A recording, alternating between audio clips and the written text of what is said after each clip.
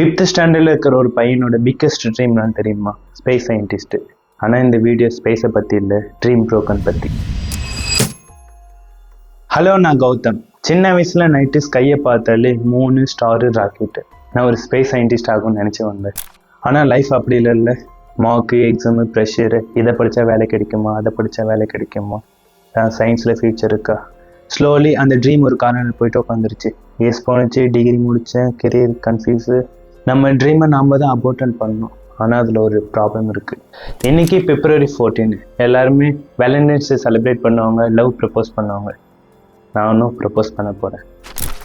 So last 5 இயராகவே நான் ஒரு proposal ready பண்ணி வச்சிட்ருக்கேன். பட் கேமரா ஆன் பண்ணாலே கான்ஃபிடென்ஸு ஆஃப் ஆகிடுது. ஆனால் இன்றைக்கி நான் டிசைட் பண்ணிட்டேன், ப்ரப்போஸும் பண்ண போகிறேன். Not to one person, it's to you guys. So and YouTube. So நான் ப்ரப்போஸ் பண்ண போகிறேன். Please accept my content proposal.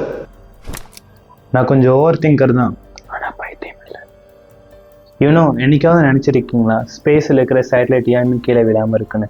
Anyway, பூமியில் வந்துட்டு கிராவிட்டி இருக்க கீழே விழ வேண்டித்தானே? விழாது. Because balance, you know, speed plus gravity is equal to orbit.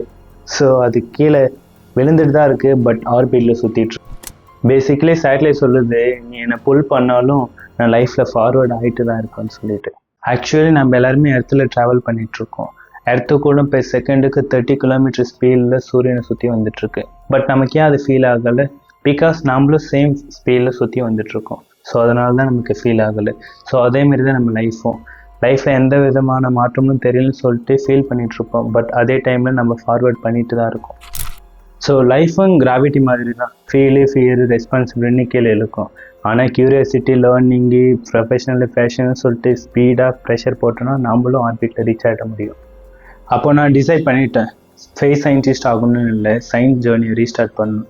தினமும் ஒரு சயின்ஸ் டாபிக்கு லேர்ன் பண்ண போகிறேன். நான் ஒன்றும் எக்ஸ்பர்ட் இல்லை, ஆனால் லேர்னர்.